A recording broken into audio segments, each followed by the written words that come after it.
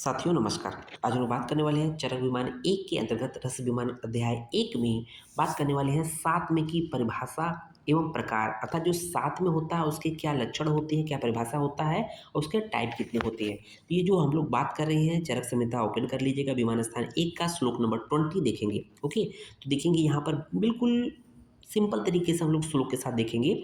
सातवें नाम सात में क्या है, यद आत्मन उपशेते, यद आत्मन उपशेते अर्थात जो आत्मा, अर्थात जो आत्मा के लिए हितकारी हो, मतलब 700 प्लस आत्मा, ठीक है ना, जो अपनी आत्मा के लिए बेनिफिशियल हो, हितकारी हो, उसे हम लोग सात में कहते हैं।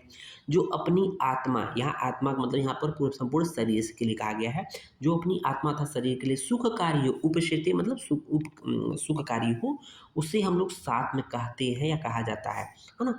सात में अर्थो, उसको देखेंगे, सात में अर्थो ह्य उपशय अर्थ, जो सात में का अर्थ है वही उपशय का अर्थ है।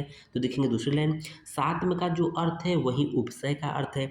हम लोगों ने निदान स्थान में उपशय की बात किया था, चक्रपाणी ने 18 प्रकार के उपशय की बात किया था। तो उपशय के भेद चक्रपाणी ने 18 प्रकार के बताए हैं, ठीक है ना।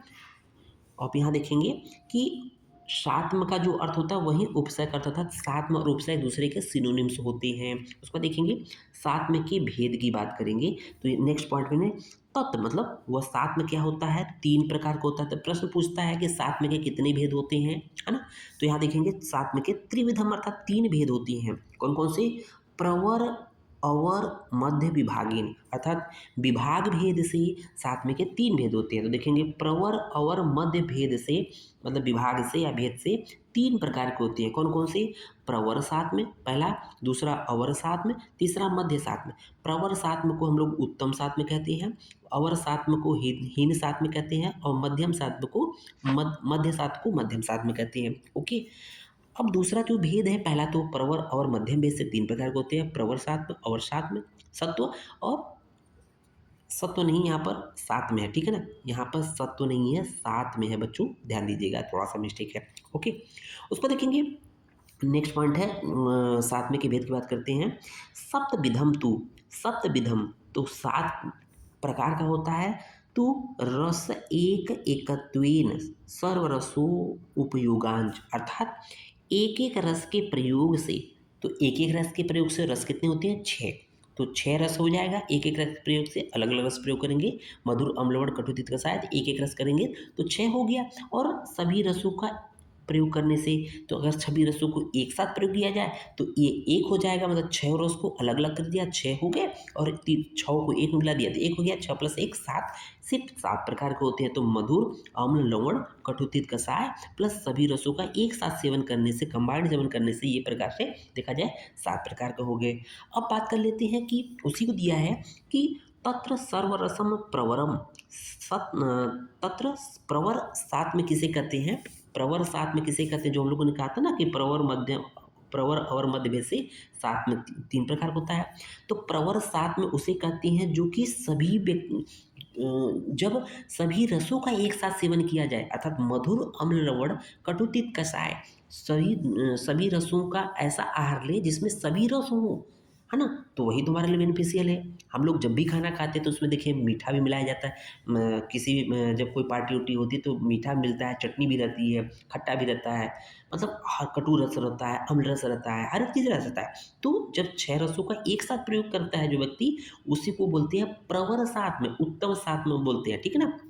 तो बोले कि तत्र सर्वरसम प्रवरम, अर्थात देखेंगे इनमें सभी रसों का प्रयोग करना प्रवर सात में अर्थात उत्तम सात में बोला गया है। ओके, अवरम एक रसम, और केवल एक रस, अर्थात चाहे मधुर रस का, चाहे अम्ल रस का, चाहे कटु रस का, चाहे तिक्त रस का, चाहे कसाय रस का, किसी एक रस का सेवन करना अवर सात में, सबसे हीन सात में होता है। क्यों, मान लीजिए केवल आपने मधुर रस का सेवन किया, तो मधुर रस के शरीर में तो सभी रस की आवश्यकता है ना।